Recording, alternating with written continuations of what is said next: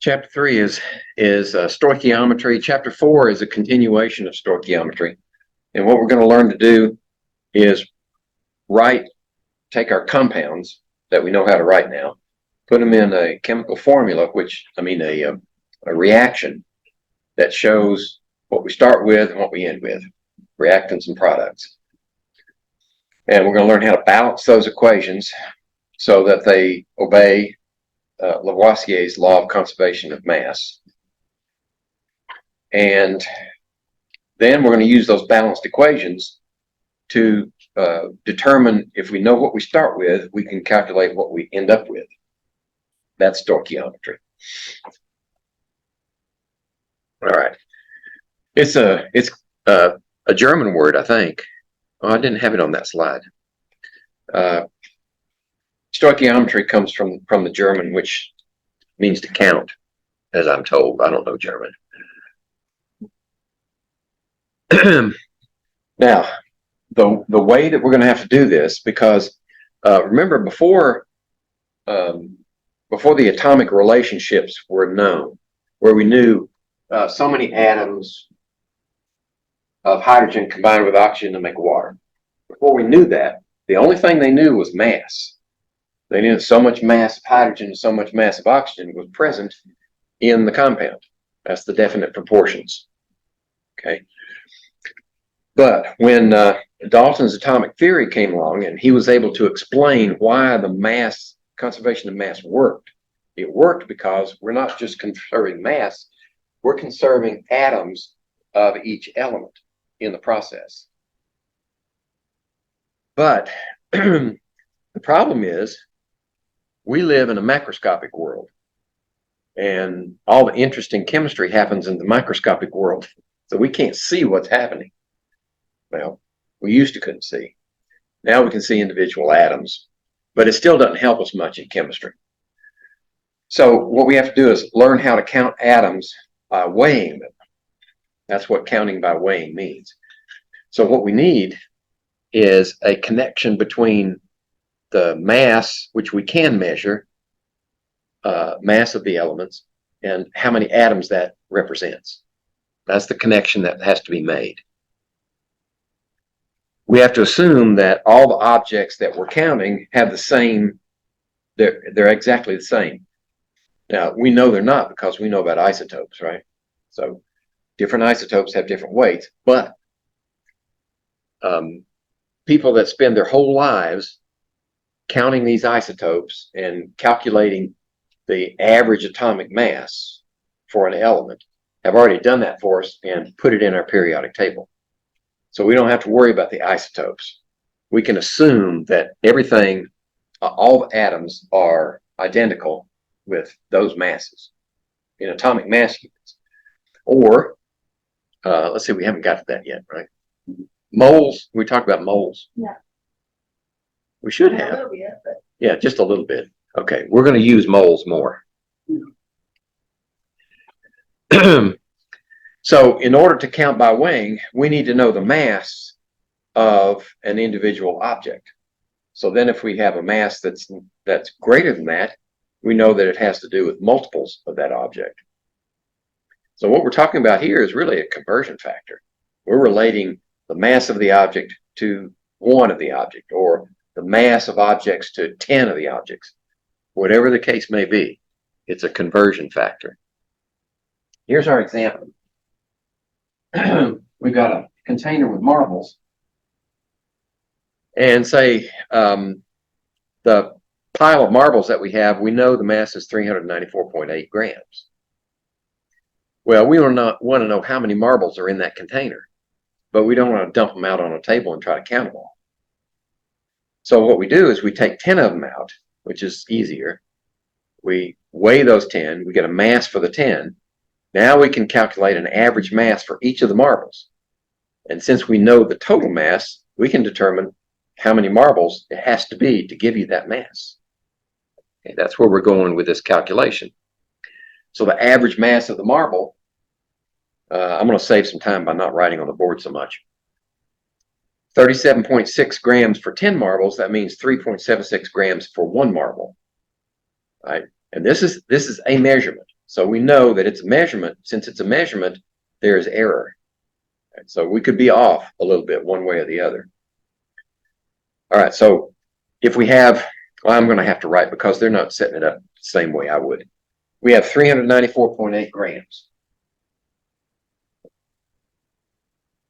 total in that container. We're going to convert it to numbers of marbles. Now we can say one marble is 3.76 grams, or we can say 10 marbles is 37.60 grams. Grams cancel, leaves us with marbles. So if we do the math, the nearest whole number is 105 marbles. Right? It probably comes out a fraction, but we rounded off to the nearest marble because we can't have a fraction of a marble. All right. So taking this idea, we're going to need a system that all scientists agree upon that fixes the mass of one atom of a particular isotope at a value. And everything else is compared to that.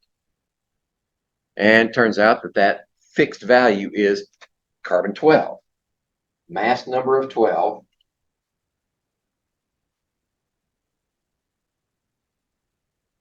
Mass number of 12 for carbon is 12.0000 atomic mass units. Right? It's an exact number. Right? And everything else is compared to that. Even other isotopes of carbon. Carbon-13 won't have exactly 13 atomic mass units. It'll be a little different because that's our standard now. The reason that carbon-12 we picked, originally it was oxygen-16. Simply because most metals on the surface of the Earth are combined with oxygen, so oxygen was everywhere. But they quickly realized that oxygen's a gas, and it's a little more difficult to handle.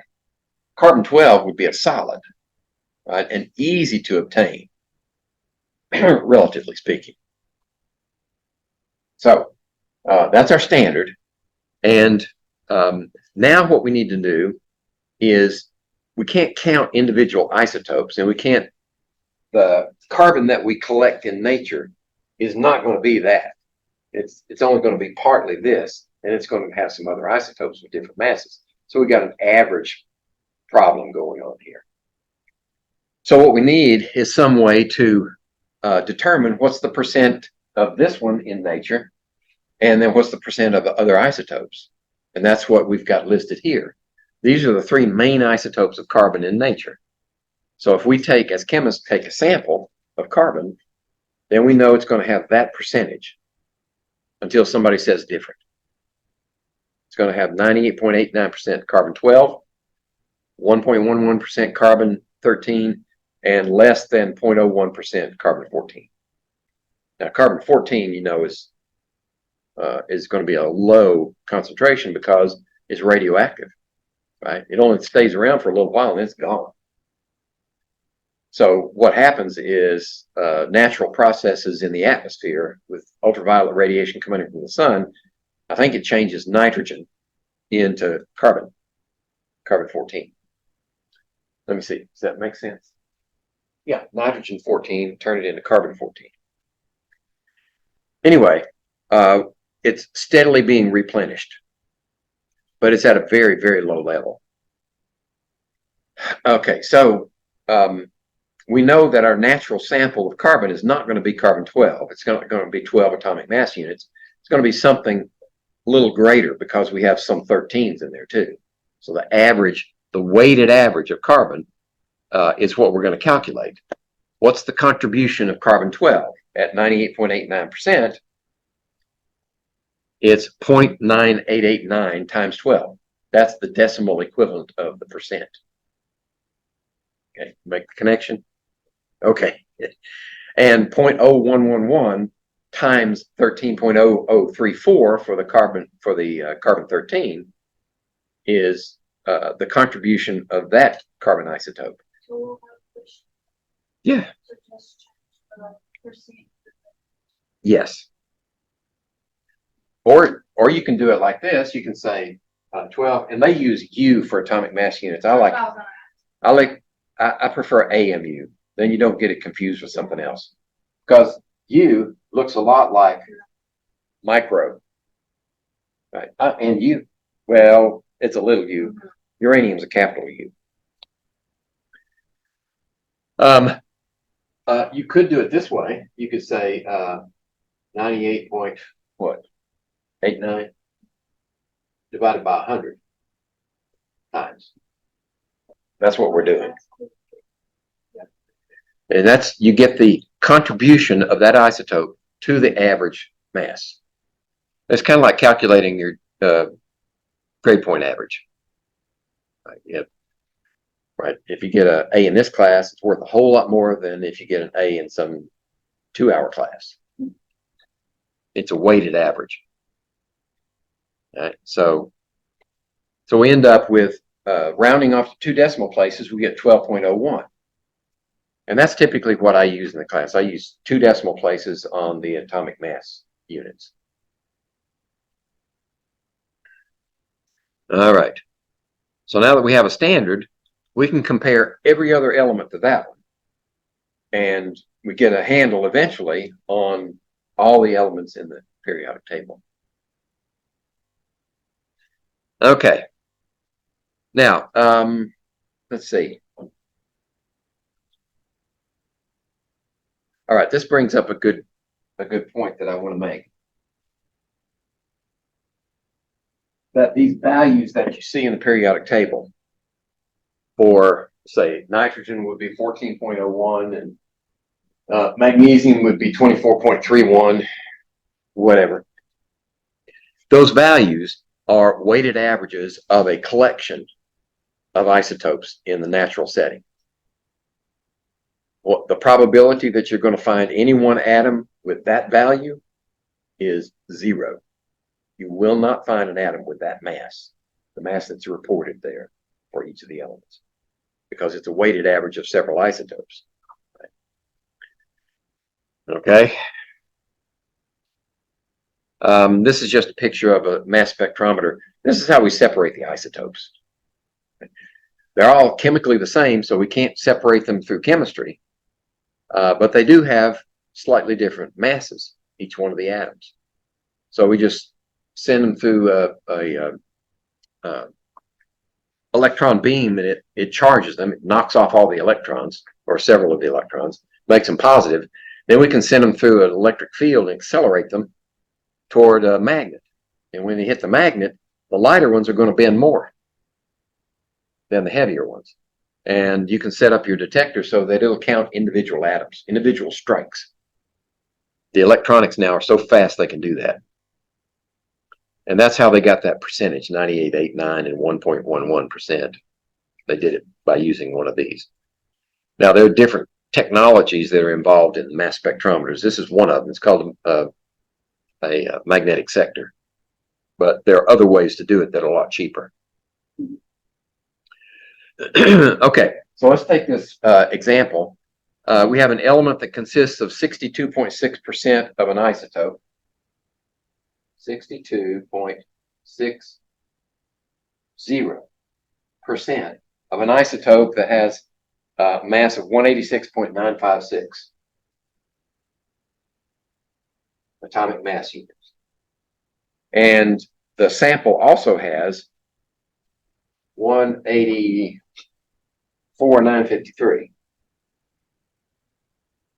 atomic mass units at lesser abundance, 37.40%.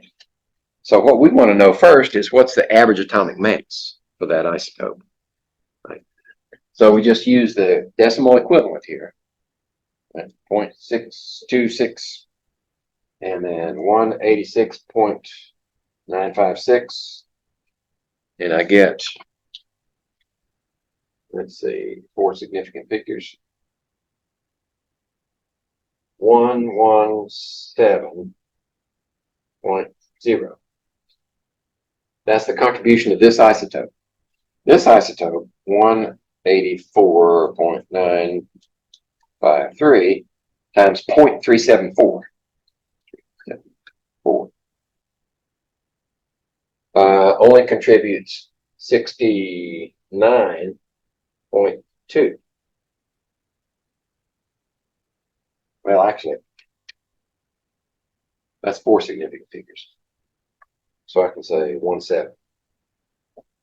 But when I add them together, right, we got that's the multiply rules for significant figures. This is the addition rules.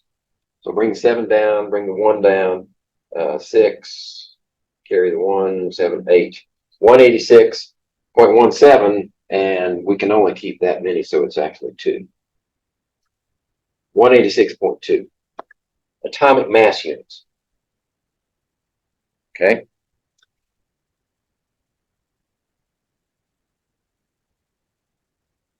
Now, what element is that? Up to now, we've been able to identify elements by their atomic number, because the atomic number is the number of protons, right? And that's unique for every element. But we can also get pretty close by the mass if we know the atomic mass. Right? That was hard to see. So, and the atomic mass gets bigger as you go down and from left to right. The radiant? Yeah. RE, isn't it? RE.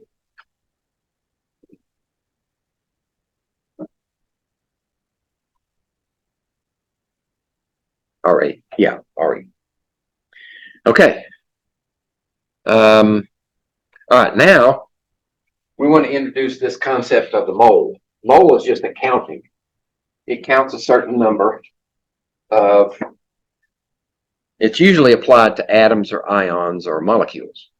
So many numbers of those. It's a huge number. Now, we don't have time to go into how they arrived at this number. Right, but it's anchored to physical processes. This is 1 mole. Okay. And notice we have an equivalence here. That means we also have a conversion factor. Right? If we need to convert moles to numbers of atoms or ions or molecules, right? We can say we can ratio this to that as a conversion factor. And it was not determined by Avogadro, but it was based upon Avogadro's theory, or Avogadro's law. Yeah, the derivation of the mole was based upon Avogadro's work. So they put his name on it, right? But he didn't do anything with that number when he was alive. Okay. The values that you see up here, up to this point, those values are weighted averages of atomic mass units for each atom. But the magic of the mole is that if we have this value for 1 atom of carbon, that value also is 12.01 grams per mole of atoms. And that's way more useful than this one. And so if we have 12.01 grams of carbon, naturally occurring carbon, we know that we have that many atoms. Okay. All right. Number of iron atoms in 4.48 moles of iron. So if we have 4.48 moles of iron, and that's the abbreviation for mole. Right? You just drop the E. Okay. So we need moles on the bottom to cancel that, and we need atoms on the top. All right, so we know this is 6.022 times 10 to the 23rd, and that's 1 mole. Right, and that'll tell us how many atoms there are. See, I think it's calculated here for us. Come on. Here we go.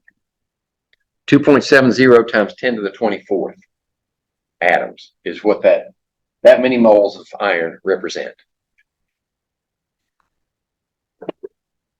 Okay. Molar. Now, this is the molar mass of carbon, naturally occurring carbon with its mix of isotopes. That's the molar mass of nitrogen with its mix of isotopes. But we can also calculate the molar mass of compounds if we know the molar masses of the individual atoms in the compound and its formula. So look at it this way. With water, right, if you have 1 mole of water, how many moles of hydrogen do you have? 2. You get 2 moles of hydrogen and 1 mole of oxygen. If you have 1 mole of this formula, then you have 2 moles of hydrogen and 1 mole of oxygen. Okay? So all we have to do is say, all right, what's the molar mass of 2 moles of hydrogen? Well, 1 is 1.01. So 2 would be 2.02 grams per mole. And per mole of compound. And then oxygen is 16. So we add them together and we get 18.02 grams per mole of that compound. So how do you know that hydrogen is 1 point? Oh, I memorized it. Yeah, it's on the table. Yeah.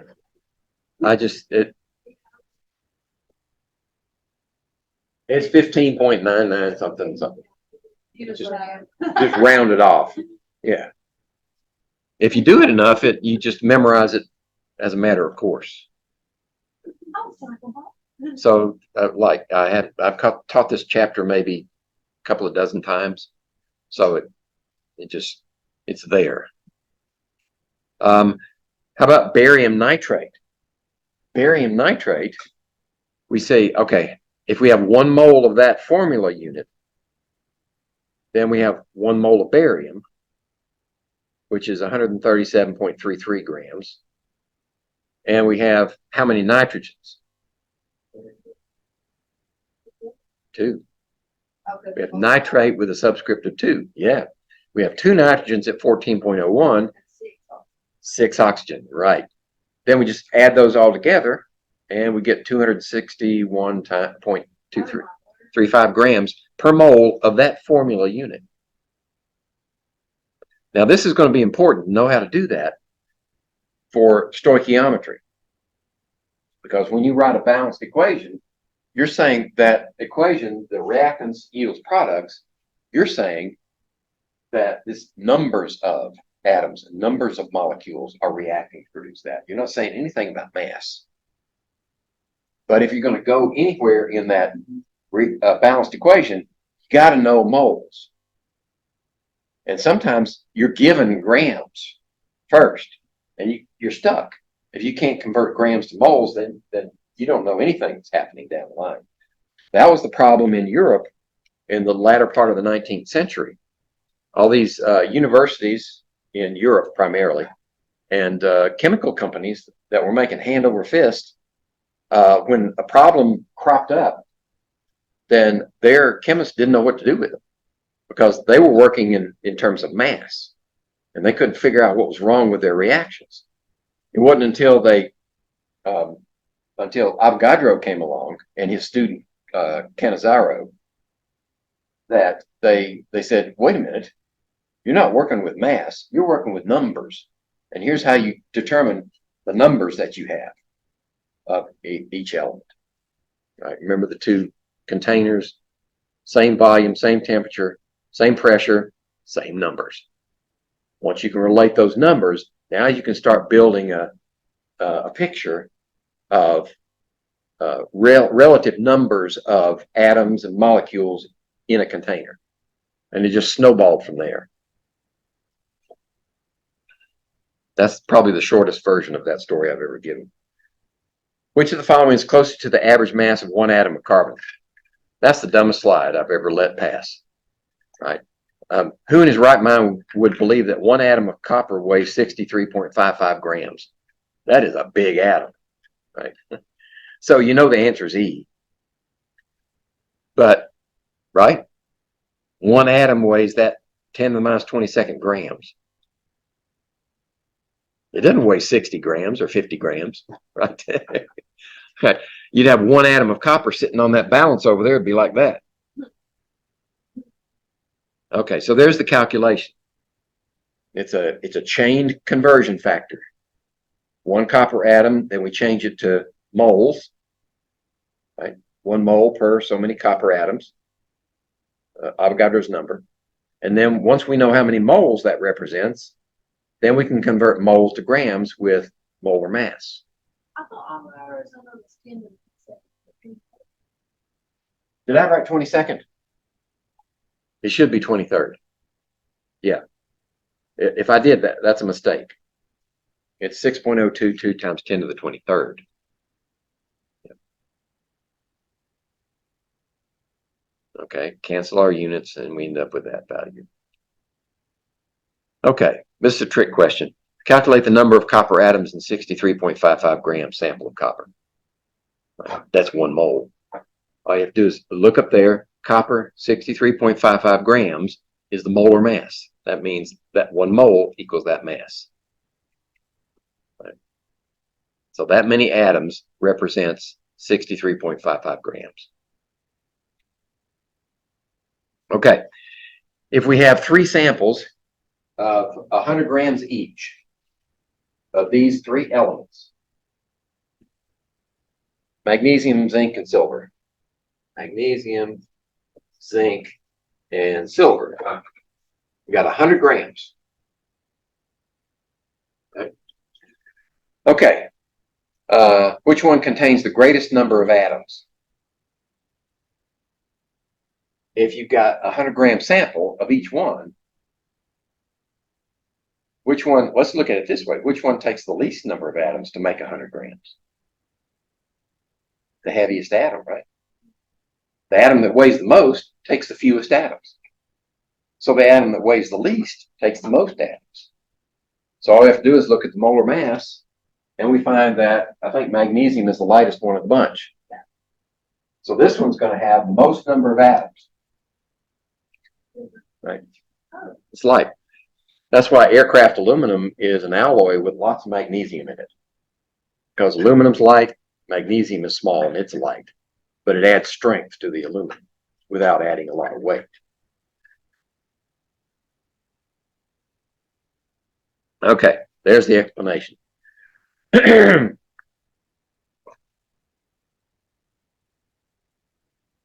right, if we have this situation, let's erase that.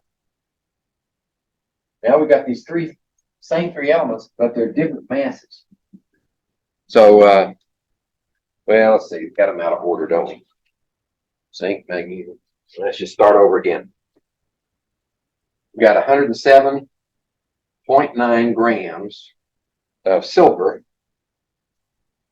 We got 70 grams of zinc, and we've got 21 grams of magnesium. Okay, we want to put these in order from greatest to least number of atoms. Right. Here's the quick way to do this. Does this represent a mole, less than a mole, or more than a mole? 107.9 grams of silver. Let's look it up. Silver is 107.9. That's equal to 1 mole. Okay. How about zinc? We just know we were looking at copper. Zinc is, can't see for the shines, 65.38. So this is more than a mole, isn't it? How about 21 grams of magnesium? I think it's 24.3. Yeah. Okay, that's less than a mole. So now we can put them in order, right? From greatest to least numbers. Greatest numbers, zinc first, and then silver, and then magnesium. Just like that. And Bob's your uncle. I say that in England, I think. There we go. All right. Now, if we were to do the same thing, 100-gram sample of each one of these, we don't have time to do all of them, but this is one of those cases where I'd say invoke Henry Ford, set up an assembly line. You've got water, nitrous oxide, propionic acid, I think, and carbon dioxide. And we got 100 grams of each one.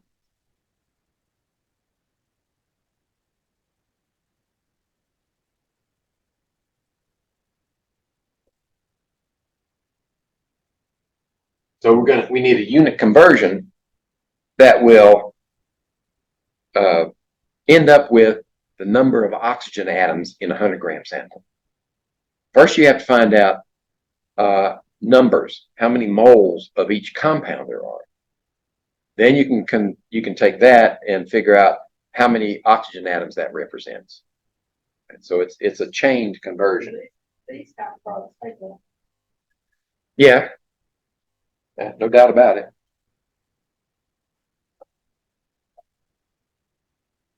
We have to get a fresh one. Okay, so what we need to convert first is to go to moles, right? Grams, grams, grams, grams, moles on top. Whenever you see a conversion factor where you need moles on top of grams in that quotient relationship, think molar mass. So the molar mass of water is 18.02. We did that one earlier. Nitrous oxide, laughing gas. Right, that's 2 times 14.01, right? It's the nitrogen, and oxygen is 16, right? 44.02. C3H6, that takes a little more work. So 3, 12.01, right? And 6 hydrogens, 6.06. Yeah. I don't know why. And then oxygen 16. Okay. No, oxygen. There are 2 of them. Yes, thank you. Exactly right. So I need to add another 16. 7409. Okay. And carbon dioxide is 1 carbon, 12.01, and 2 oxygens, 32. 4401. Okay. That will give us the number of moles of each one. Cancel the grams. That's the moles of each compound. Now we have a relationship of so many moles of oxygen per mole of compound. And this one is 1 to 1. Right? Compound oxygen. Right? This one's 1 to 1. Right? There's only one for each mole. 1 mole of oxygen per mole of compound. This one's 2 to 1. So you got 2 oxygens per every compound. And this one, you also have 2 oxygens for every compound. Okay. So that's the thinking part. Now all you have to do is crunch the numbers. So it's just about the oxygen? Yes. The question is Of the oxygen. the least, rank them from greatest to least number of oxygen atoms. Okay. Let's see if I did the calculation. No, I just put them in order. All right. If you do those calculations, then you get values, moles of oxygen. And the most number of moles of oxygen is water. And the least number is laughing gas. Okay. And in that order. And the only reason I'm not working it out is I'm trying to save time. All right. That was just problem solving technique. What's the question? Right. Know what the question is. Then look at the information that you're given. Can you solve it? Answer the question with what you're given, If not, you might have to go out and find something else, like a periodic table, useful information chart, something like that. And then once you've solved the problem, do a reality check. Does this answer make sense? Sometimes that involves an estimation, right? If it's just a series of calculations, estimate the answer and see if it's in the right range. Or sometimes in the physical world, does your answer make sense? Right? If you come up with an answer of like 12 billion metric tons for the output from a reaction where you start off with just 3 or 4 grams of reactant, you may want to rethink that one. Okay, now we need a way to express the composition of compounds. And the reason we're doing this, well, there are two reasons, two explanations. One is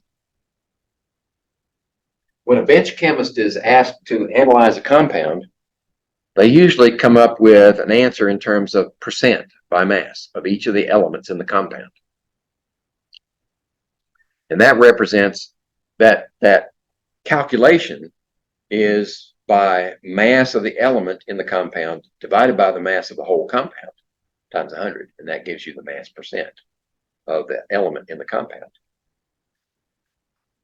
And then we can take that information and we can use it to derive a formula for the compound. And we're going to do that just a few minutes.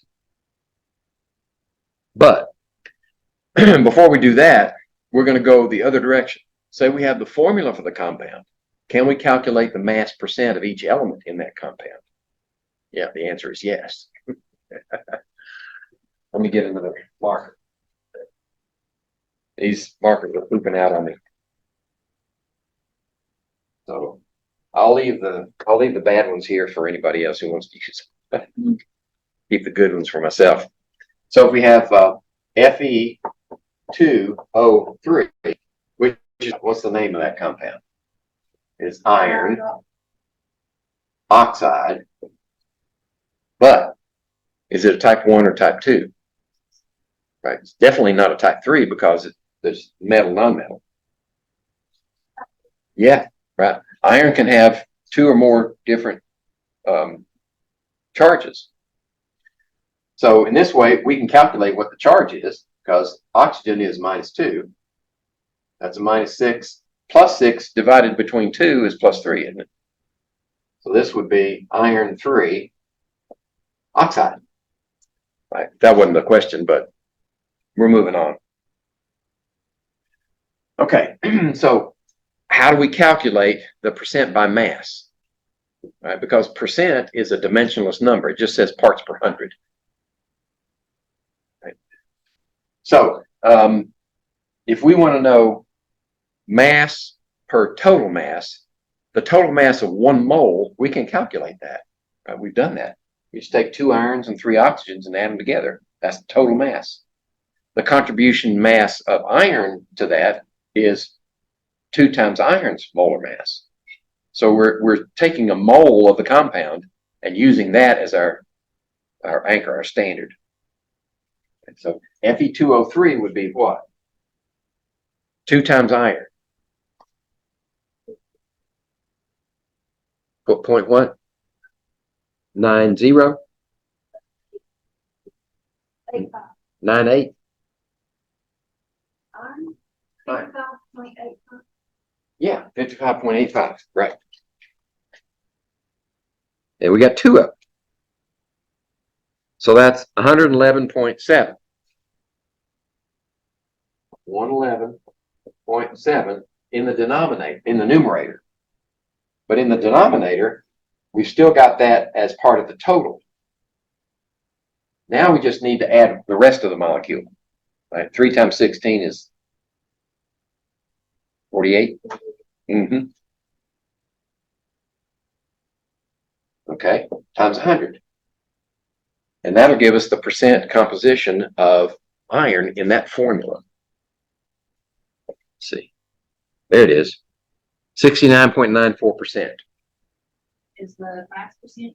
mass percent of iron in that compound. Yep.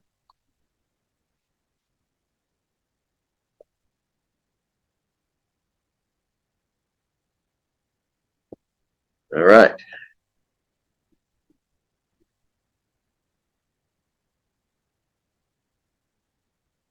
Now, we don't have time to go through this one, but this is another case of setting up the Henry Ford method.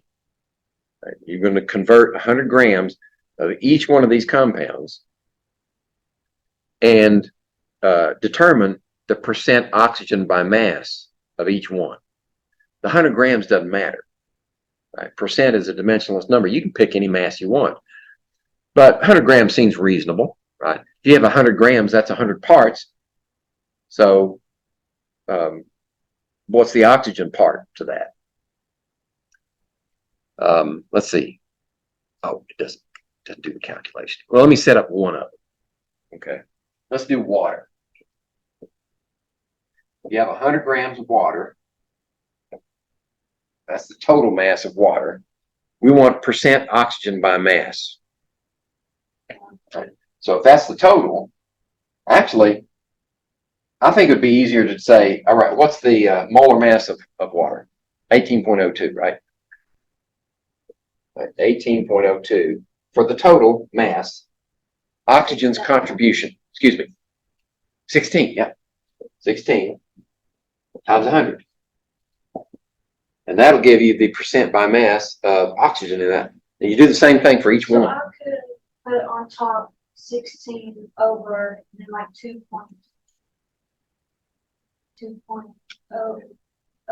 times. Two times 1.01 plus 16. Yeah. Yeah, that's how we got that. And then when you get to propionic acid and carbon dioxide, you'll need 32 up here and 32 down here, plus the rest of the molecule. Work out the bottom. Yeah. Yeah. Don't forget to put the numerator in the denominator when you get the total. Right. And then once we order them, we find out that the greatest percent by mass is water. And that makes sense because oxygen's 16 and hydrogen's only 1. All right. So I promised we were going to determine the molecular formula from the percent composition. But first, we have to understand the difference between an empirical formula and a molecular formula.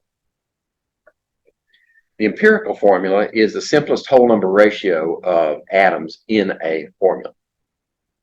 So what I'm saying is, if you have a formula like this, C2H2, which is acetylene, and you have benzene,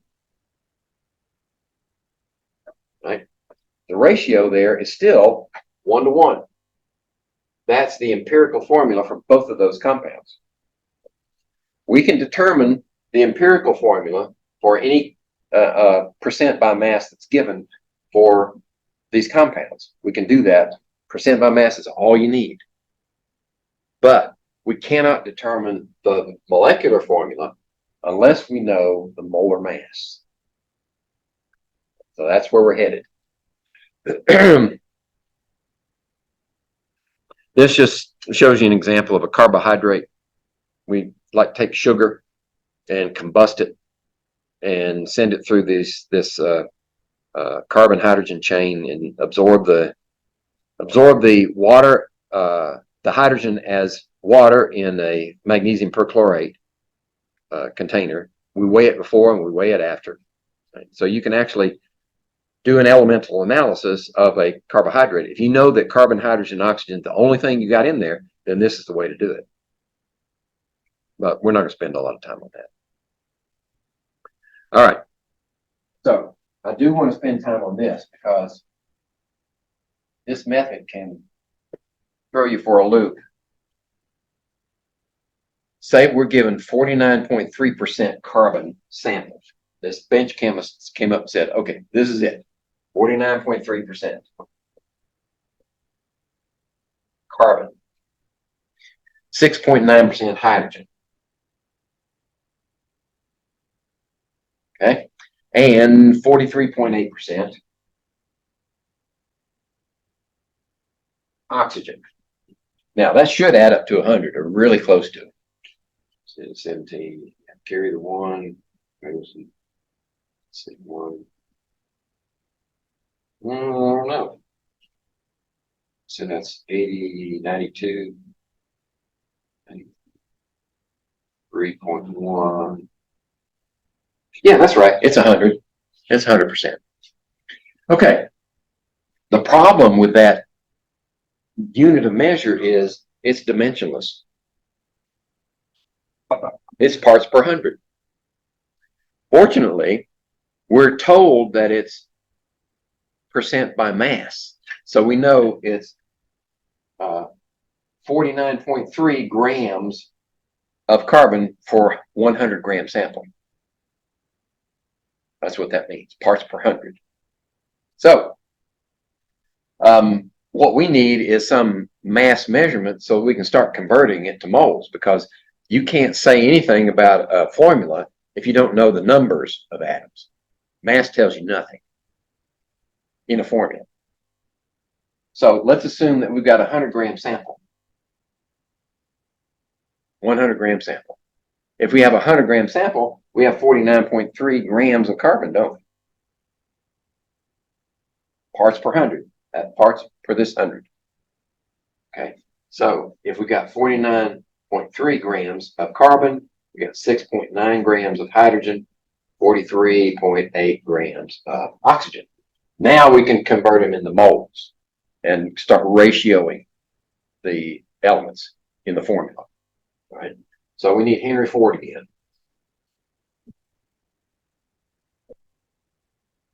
All right, we need to cancel grams and leave us with moles. 1 mole for each is how many grams? Carbon is 12.01, correct? Hydrogen is 1.01, and oxygen is 16. Okay. So if we do that calculation, 49.3 and divide by 12.01, I get 4.105 moles. Okay, in a 100 gram sample with that percentage composition. And 6.9 divided by 1.01 is 6.832. Is this empirical? Empirical. Yeah, you have to do the empirical first. Yeah, and the molar mass is given down there, and I'll show you how that fits into the whole calculation in a second. Moles of hydrogen, and 43.8 divided by 16 is 2.738 moles. Does that look reasonable? Yeah. Yeah. Yeah. Okay. So this is the mole ratio of the elements in the compound. But we don't write compounds with fractional subscripts, do we? So we got to change, we got to figure out how to get the whole number ratio. The easiest way to do it is to take the smallest one and divide everything through by that smallest one.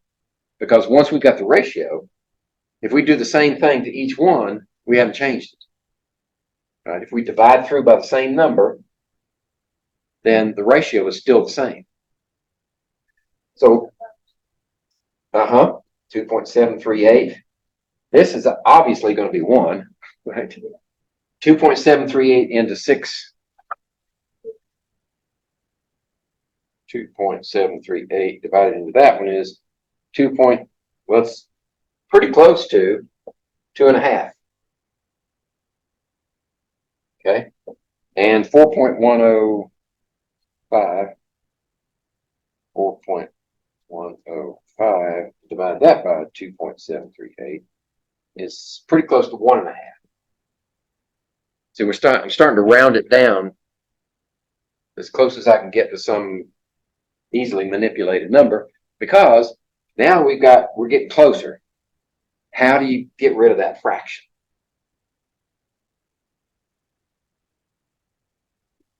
A 0.5? What if you multiply it by 2? If you multiply by 2, each one, right? We divided first. Now we're going to multiply by 2. To get just one. To get whole numbers. You don't want a decimal. No, no decimals. Not in the subscripts. Yeah. So 2 times 1.5 is 3. This is 5, and this is 2. So our empirical formula is carbon 3, hydrogen 5, and oxygen 2. Now, now to use the true molar mass. Notice that when you have a formula like this, the ratio is set. So it's either everything multiplied by 1 or by 2 or by 3, whole numbers. Right?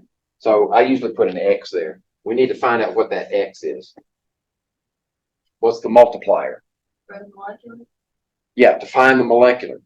Right? If we multiply by 1, then the empirical formula and the molecular formula are exactly the same. Well, it's good to recognize it, because if we find the formula mass for this right here, what would that be? Well, 3 times 12. 12.01. 3 times that, all right, 36.03, and 5.05 for the hydrogen, and 32 for the oxygen, right? So the formula mass is 73.08 grams per mole of that formula. But our molar mass for the actual compound is 146 point nothing grams per mole. All right, so if we multiply that by 1, that doesn't get it. If we multiply it by 2, it's 146. So X equals 2. All you have to do is ratio the true molar mass of the compound, the formula, the molecular, ratio it to the formula mass that you determine, the empirical formula mass, ratio them together, and that whole number, the nearest whole number, is your multiplier. So we divide this into that, it's 2.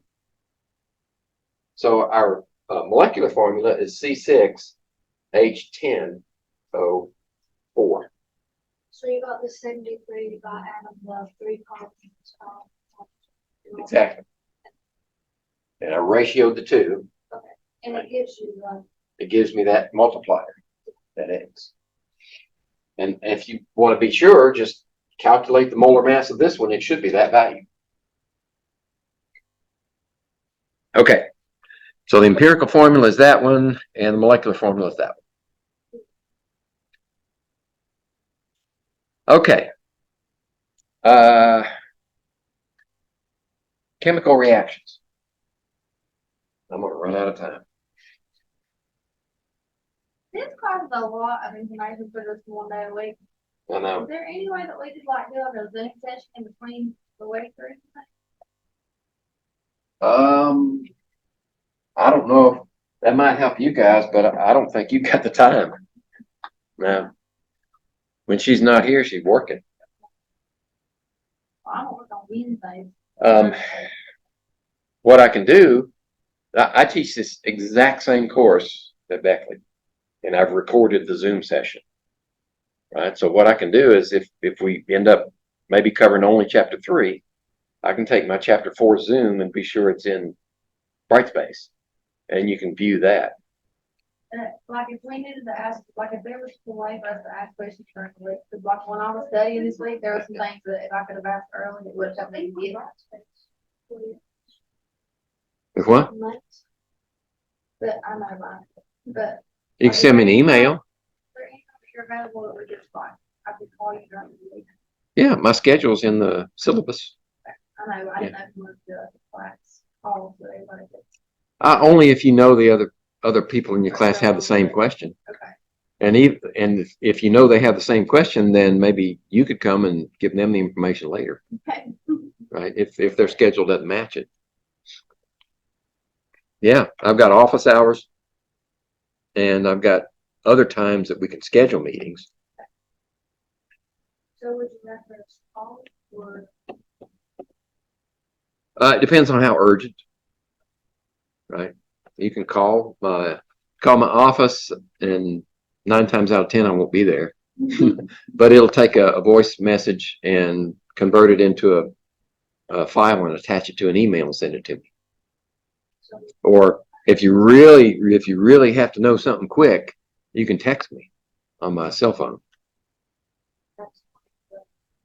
Yeah, it's in the syllabus. My cell phone's in the syllabus. Okay, so let's be sure we at least get through chapter 3, and then I'll post chapter 4 from my Beckley class, and you can view it then at your leisure. It'll be in Brightspace. Yeah, it's like all the others. Yeah, it links you to my YouTube channel. Right? So I've got all these videos in my YouTube channel. All I have to do is just put a link in there, and it'll take you straight to it. Okay, chemical reaction. By convention, the reactants are on the left, and the products are on the right. And what happens is there's a change of identity. We go from a certain identity over here to a different identity over here. That's characteristic of chemical reactions. There's no identity change, and that's a physical change. So we write the reactants, and we have a structure where you have the compound or the element written correctly with pluses in between them. Right? And once you write the compound correctly, you can't change the subscripts to balance the equation. You have to leave those alone. The only way you can balance the equation is with coefficients, the number in front of each one. Like in this case, there's a 2 in front of the carbon dioxide, a 3 in front of the water. There's a 3 in front of the oxygen, and that C2H5OH is ethanol, right? The drinking kind, alcohol. And there's no obvious coefficient there, right? We don't, it's redundant to put a 1 there, because if the formula is there, there's at least 1. So we don't write the 1s. All right, that's an example of a chemical reaction where we burn ethanol in oxygen and we get carbon dioxide and water. Okay, this equation happens to be balanced. And what it's saying is that 1 mole of ethanol plus 3 moles of oxygen gas yields 2 moles of carbon dioxide and 3 moles of water. That's the most convenient way to express it, because that means something. That's something that we can get our hands on when we have the mole of things. But it also means that 1 molecule of ethanol plus 3 molecules of O2 yields 2 molecules of carbon dioxide and 3 molecules of water. That's an equal interpretation. It's just not as useful. All right? So that's the mole relationship, the numbers relationship of these compounds and elements to one another in a chemical reaction. And this reaction, when it takes place, we're assuming that it goes from here to there, and none of that's left. That's the way it's written. Now, we know that's not true, but that's where we start from. Okay. I think that's what I just said there. All right, we need to learn how to balance equations. In your textbook, I'm not sure if your textbook says this, whether Brown et al. Says, write the compounds and elements here, compounds and elements, products, and then balance by inspection. A lot of them say that, right? Balance by inspection is a cop-out. It doesn't tell you anything, right? So what I'm going to do is try to tell you how to balance equations using my budget method. Right. These are helpful hints. And one of those documents, that one in the red folder, is full of helpful hints in what to do in certain situations. And we're going to cover some of those situations right here in the next however many minutes we have. 40, yeah. So I'm not going to call your attention to them now because we're going to go over them in class.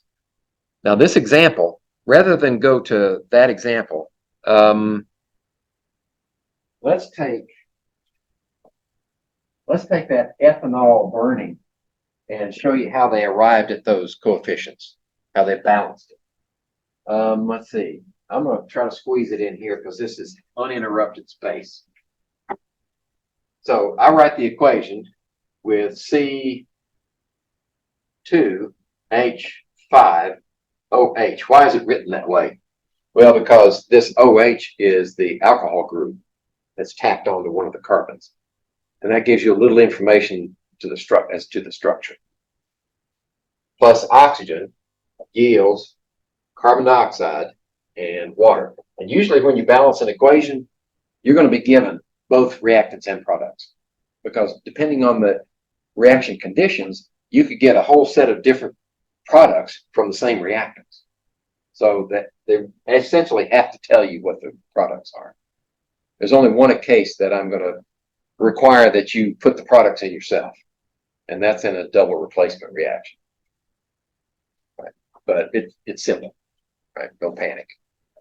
All right, to balance this, I set up a budget, right? I put down this side, I put the elements that are in that equation.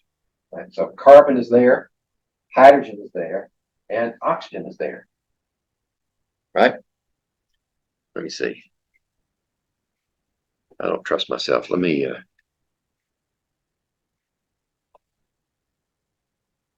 yeah, see. Okay, it needs to shift a little bit. I bumped it. I knew I bumped it. So there we go. Okay. So let's go back to the slideshow. Here we go. All right, we're going to get to that other equation in just a minute. So then you count up, what are you starting with? On this side, we've got 2 carbons, right? And we've got how many hydrogens? 5, 6. And we have 3 oxygens. 1 there and 2 there. On the product side, we only have 1 carbon. And we have 2 hydrogens. And we have 3 oxygens. Right? Is that right? Yeah. Okay. Where to start? Right? We're going to balance this equation using coefficients, numbers in front of each one of the reactants and products. So we could either start with carbon or we could start with hydrogen. One thing you don't want to do is don't start with the element that is by itself on either side. You'll save that till last. The reason being, if you put a coefficient in front of that, you're only changing that element. If you do it in the middle, and you have to go back and put a coefficient in front of one of these others, you're changing everything in the compound. So save these till last. These kind of like trial and error, kind of figure out what parts and what not. There's a certain amount of intuition after practicing lots of them. Knowing where to start, that's the key. Right? If I don't have any idea where to start, I start at the top. Like carbon. Right? We've got 2 carbons there. I want 2 carbons here. Right? So that changes 2 carbons here, and 4 plus 1 is 5 oxygens. Okay. So the carbons are good. We change the oxygens, but we want to save the oxygens till last. Right? So we're not going to touch the oxygens yet. We're going to go to hydrogen now. So I want to get 6 hydrogens on this side. Right? Hydrogen occurs in one place. If I put a 3 there, then 2 times 3 is 6. So that gives me 3 oxygens and 4 oxygens here, which is 7. Okay? And I've got I got 3. You put 4 in for the same. Wait a minute, I forgot to do this. 6 hydrogen. There we go.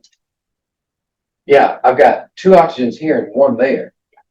So one of these, if I remove that from 7, that leaves 6 that I can get from here. Right? So if I put a 3 in front of that one, that makes 6 plus 1 is 7. And we're balanced. And this budget method, you can see instantly whether you're balanced or not. 2, 2, 6, 6, 7, 7. Okay. Some reactions are really so simple you don't have to go through that. Right. With practice, you can do it without that. But this is one guaranteed way to balance it with the chance of making the fewest mistakes. All right. So the next one that I've got animated here takes advantage of one of those helpful hints. Notice that we've got ammonium phosphate plus calcium chloride yields calcium phosphate plus ammonium chloride. Notice that ammonium is a polyatomic ion, and it's the same on both sides. Phosphate is a polyatomic, it's the same on both sides. So we're going to use those as a balancing group.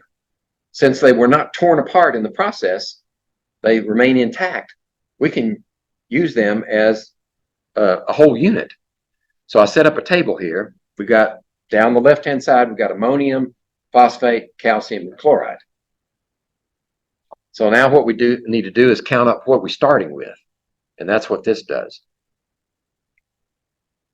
Okay, 3, 1, 1, and 2 on the reactant side. Okay. Okay, we're good. All right. Now we'll count up the product side. Be sure I'm not pulling a fast one. Okay. All right.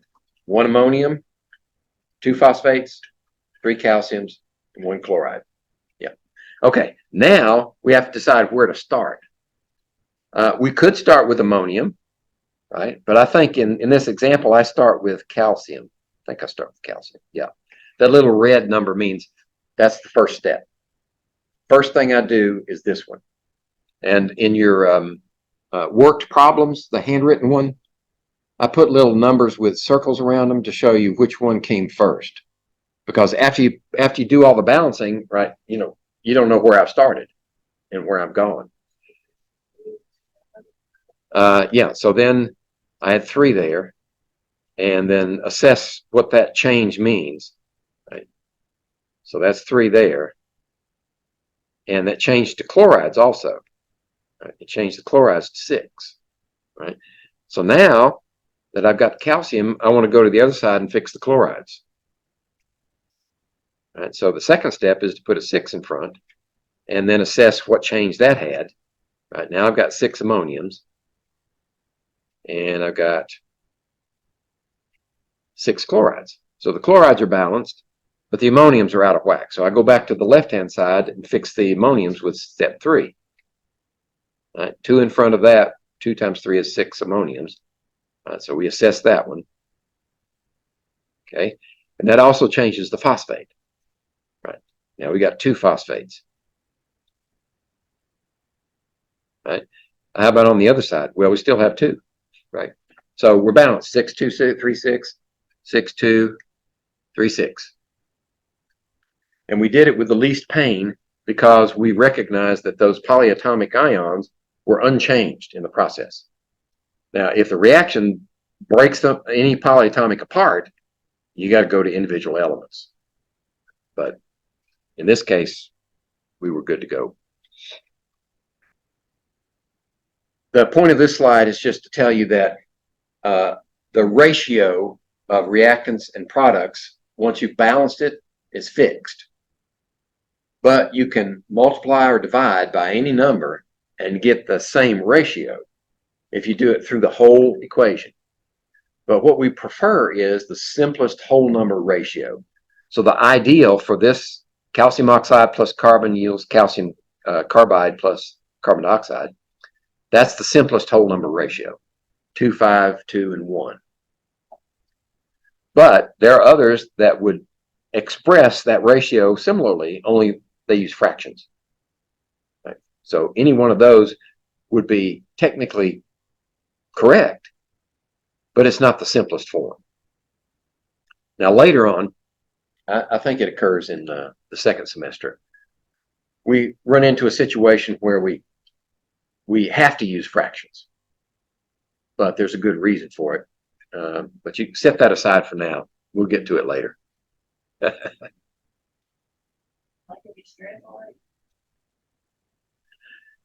Okay.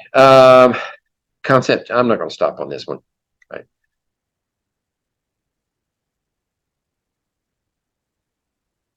Which of the following is true? Atoms are neither created nor destroyed in a chemical reaction. All right. So the balancing, what we've done is we've conserved the number of atoms of each element on reactant and product side.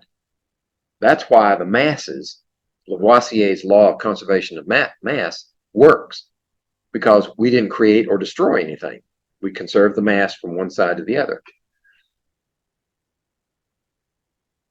Okay, stoichiometric calculations. When you have a balanced equation and you know what you're starting with, you can calculate what the probable ending amounts are if there's 100% efficiency, right? There's no losses in the process.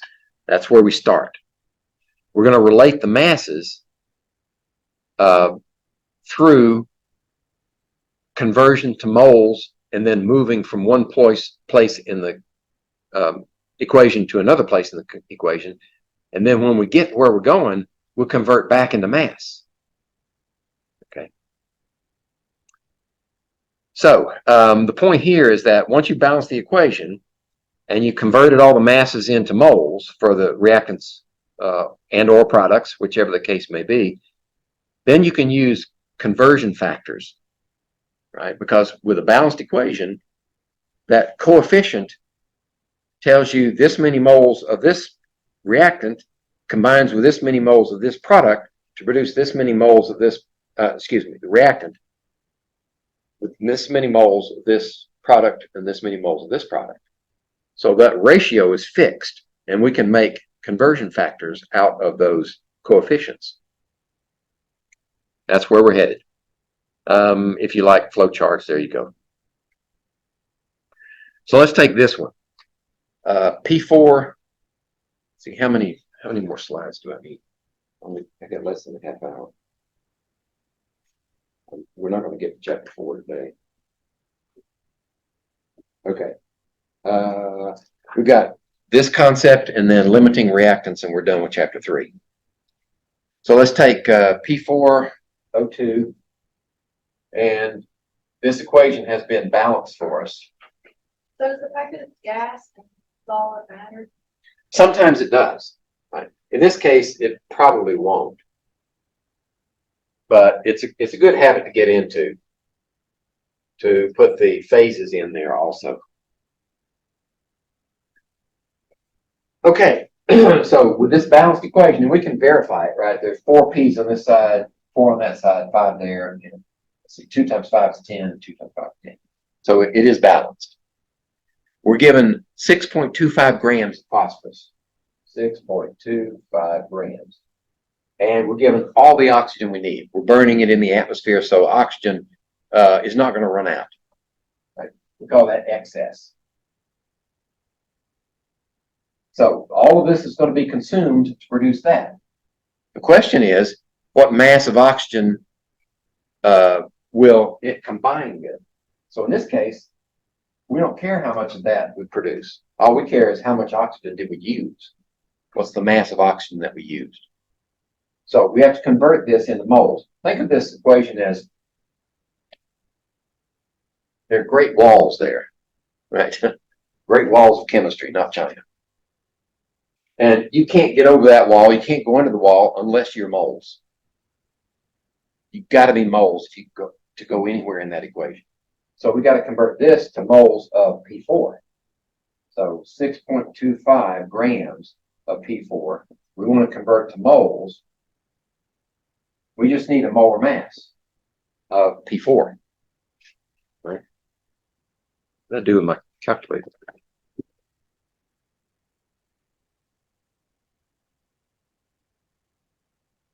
Oh, here it is. So was it 32? No, 30.97? Yeah. 123.88. Is that what you got? Okay. Divide that into 6.25. And I get 5.05 times 10 to the minus 2.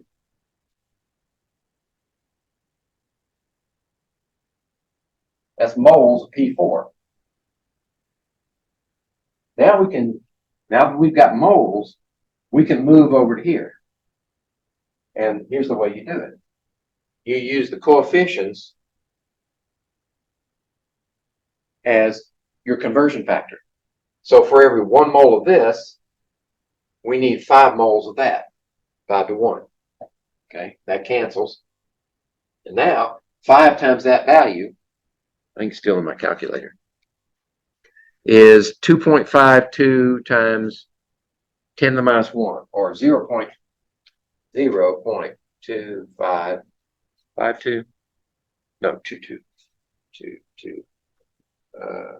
moles of oxygen are required. So far, so good. Now we convert moles to grams. All we need is molar mass, right? Moles here and grams there, because we need to cancel moles. And oxygen is going to be 32. Right? So 32 times that value gives us 8.07. 8.07 grams will exactly consume all of that P4 with nothing left over and produce this. That's what that's saying. So Yeah. you just have to do that.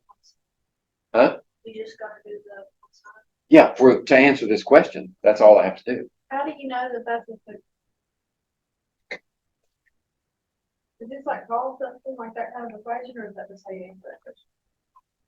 No, this is dimensional analysis, conversion factors. Right? I'm showing you where the conversion factors come from. Okay. Right? They come from the coefficients. Once you've got this into moles, then you can move over that wall, but you do it with coefficients. Right? This represents moles of P4 right here, and this many moles of P4 needs how many moles of O2? Well, P4 cancels, leaves us with O2 if you multiply by 5. That's how many moles of oxygen are required. And then you can convert it back to mass. If we are given 6.25 grams and 8.07 grams of oxygen in a closed container, then they should exactly consume one another, leave nothing here, and only with that left over. That's called a stoichiometric ratio. Never happens. We can't measure exactly enough, right? There's always some error, right? So we can't, this is theoretical only. Okay. We may think it's 8.07, but it might be 8.08, in which case you'll have some oxygen left over. Okay.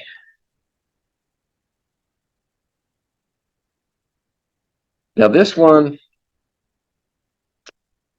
I guess since we're only going to we're going to finish chapter 3, might as well do this one too.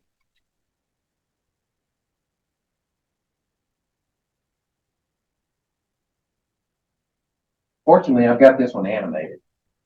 I don't have to draw it on the board. What we're going to do is relate two reactions. Right? These reactions are not connected physically. What we're doing is relating conditions for both reactions, and they're related by the question is how much methane will produce exactly the same, actually, how much ammonia burned in oxygen will produce the same amount of water as methane burned in oxygen. Right? So balance the equations first. Here we go. There's methane plus oxygen, carbon dioxide, and water. And there's ammonia. Oh, that's not right. That should be an NH3. Let me make myself a note. It's not ammonium, it's ammonia. Where is it? Here we go. I may have already corrected this one in my Beckley set of notes. So I'll check. If that's the case, then all I have to do is just overwrite with the correct one. Anyway, it should be NH3. Balanced equations. Okay. Then if we have 1 gram of methane, how many grams of ammonia will give you exactly the same amount of water as the other equation? So what we have to do is calculate how many moles of water are produced. Right? 1 gram of methane converted into moles of methane. That's what that first part does, right here. We're converting this into moles of methane. Then we're going to say, all right, now that we know the moles of methane, how many moles of water are produced? Right? And that's this ratio here, 2 to 1, right there. So 0.1246 moles of water are produced if we burn 1 gram of methane in oxygen. What is that 6.23? That's the answer. If you divide 1 by 16.05, yeah, that's how many moles of methane that we have. We're using the molar mass right here to convert that many grams of methane into moles of methane. Now we can move to the water, and that's what this conversion factor does. It converts methane to water using the balanced equation and the coefficients. Right? See, they're 2 to 1. They're 2 to 1. So this is how many moles of water will be produced. All right, we don't have to change it to grams, because what we want to do is say, all right, how much ammonia will produce that many moles of water? So now,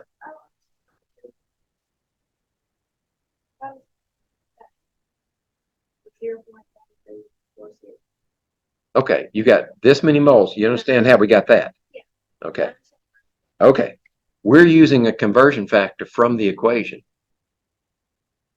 We know how many moles of methane. We want to convert methane into water. The ratio of the two is 2 moles of water to 1 mole of methane. Right, 1 mole of methane here. See that methane right there?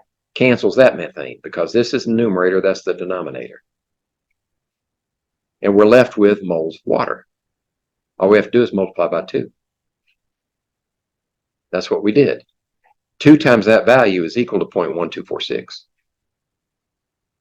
Okay, now we're going to bring that many moles of water down to the other equation and convert back to ammonia. So there's the amount of water that this reaction is supposed to produce. How many moles of ammonia are required? The ratio now, we want to get rid of water, right? The coefficient for water is 4. That cancels water and leaves us with ammonia with a coefficient of 2. So 2/4 or 1/2 of that value. 6.23 times 10 to the minus 2 moles of ammonia. It's just a coincidence that it's the same value as methane. And now we need the molar mass of ammonia to convert it back to grams of ammonia. So it turns out that 1.12 grams of ammonia will produce exactly the same amount of water as 1 gram of methane. Okay? This is one of those complex problems where you have to break them down into small pieces. All right. Oh, there's more to the solution here. There you go. There. There. I don't know why I put them both, because I got them on one slide and now I've got them on another slide. Okay. Last concept in chapter 3, limiting reactants. Remember I said that we cannot measure accurately enough to get exactly a stoichiometric ratio of reactants. So what we have to do is we have to develop a concept called limiting reactant. We have to find out which reactant runs out first, because that's the one that stops the reaction. When it's gone, no more reaction. So the next slide shows you what a stoichiometric ratio is between nitrogen gas and hydrogen gas to produce ammonia. This is the Haber-Bosch process. And pictorially speaking, the big one is nitrogen, and these three small ones are hydrogen, right? 1 nitrogen, 3 hydrogens. That's the ratio. If there's just enough of each one to go around, then they all disappear, and you end up with 2 ammonias, right? 2 ammonias right there. That's stoichiometric. The next slide is going to show you one in which one of them is limiting and one of them is excess. Right? In this case, nitrogen is in excess. We can match up that nitrogen with 3, this nitrogen with 3, and this with 3, and these 2 nitrogens don't have a dance card. Okay, so they're left over at the other end. Those are excess. Nitrogen is excess. Hydrogen runs out. There's no more hydrogen over here. That's the limiting reactant in this example. Okay. Which one runs out first? That's the key. We have to find out which one runs out first. And typically when you're given amounts of the reactants, in our case, we're keeping it simple, 2 reactants, and we're given a certain amount of one reactant, a certain amount of the other. If you're given an exact amount of each one, you can be pretty sure that one of them is going to run out. In this example, we're saying, what if you have 2 moles of hydrogen and 2 moles of oxygen? Which one's limiting?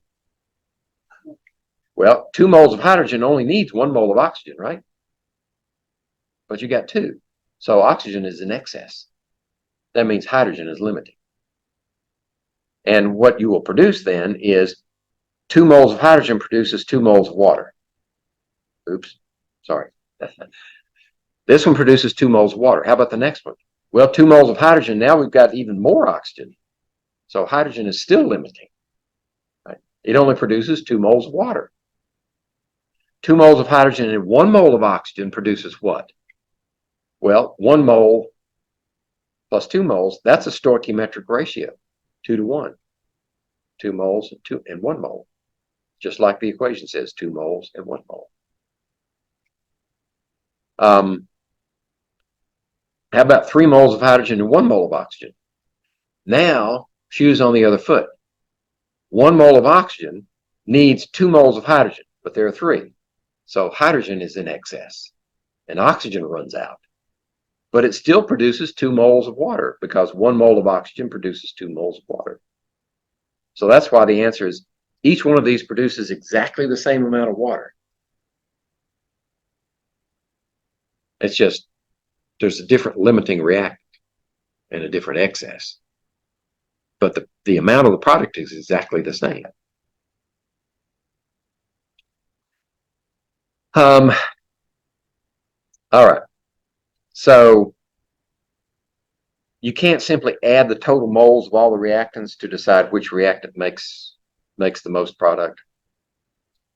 You have to calculate the amount of, what we do is we have a reaction here with A plus B equals C plus D, right? If we have a certain amount of A and a certain amount of B, then what we have to do is say, all right, if we're interested in how much product can we produce, then you take this one and you say, what happens if you make all of it into C?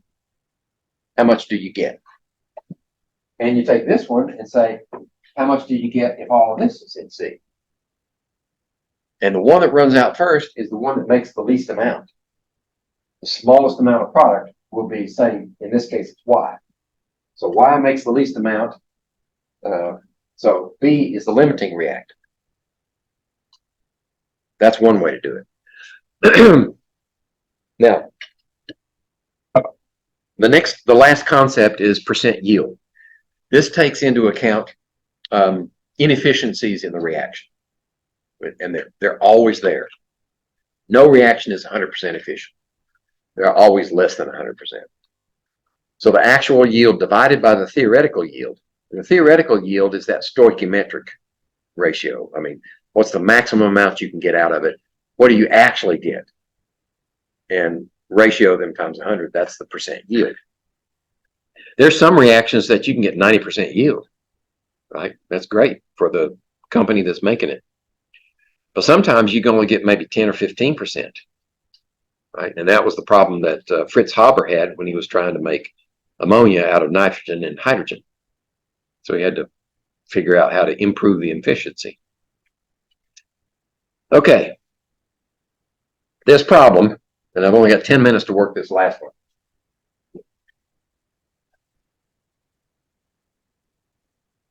This problem takes into account efficiency. So we've got P4 plus 6F2, yeah, 6F2 yields 4PF3. All right. What mass of P4 is required? Mass of P4. How many grams of P4 are required if we want to guarantee 85.0 grams of PF3? 85.0 grams output. If you know that the efficiency of the reaction is 64.9%. Efficient.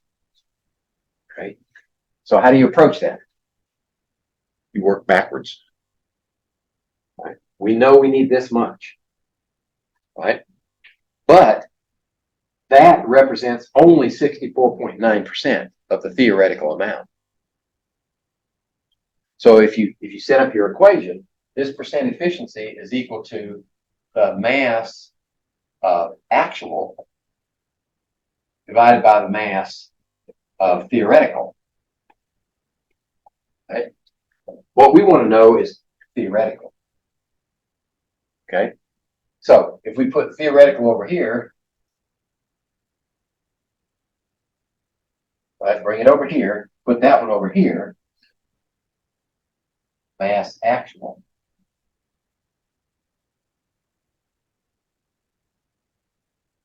Yeah. Divided by the decimal equivalent of this, 0.649. And we know the actual that we want to end up with is 85 grams. We want to guarantee that we have 85 grams of product.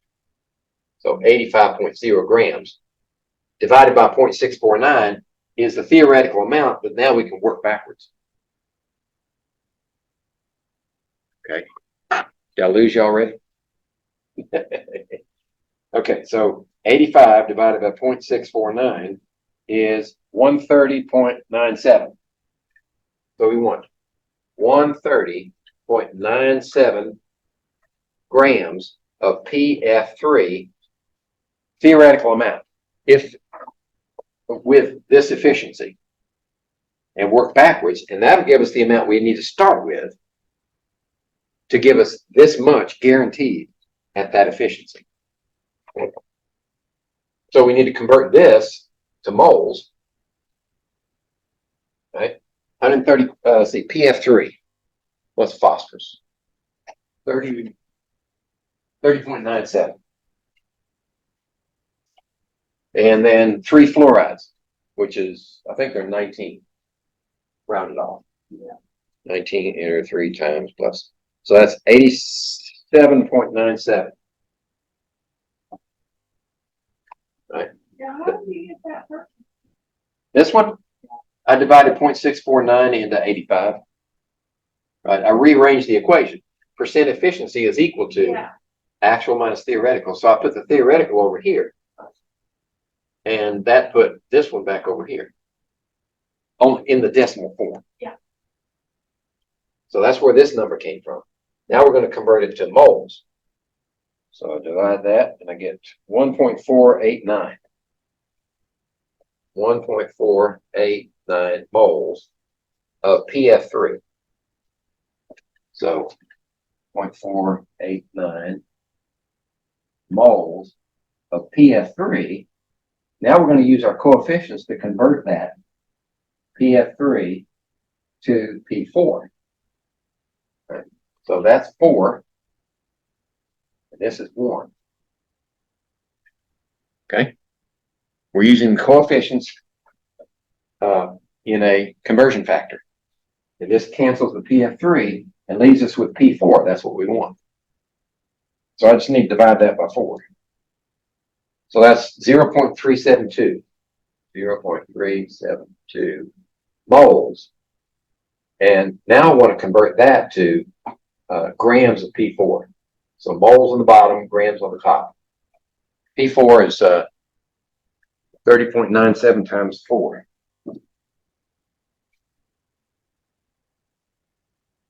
123.88. 3.88. So that value times this value is equal to 46.1 grams. That's how many grams of P4 we need to start with to guarantee that many grams of PF3 with this efficiency of the reaction.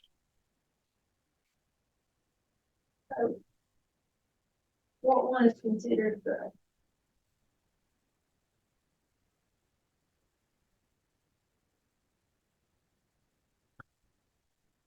Searching for words. Figure out what one is considered. We already had the theoretical, right? We already had the actual. No, right. This is the actual. Yeah. That goes into Found here. the theoretical. Right. We calculated the theoretical. That's that first calculation. Then we wanted to convert it to moles of PF3 so that we can move in the equation. And that moves us over to P4. Then we convert the P4 to grams. And that's it. Chapter 3. Chapter 4 will be online.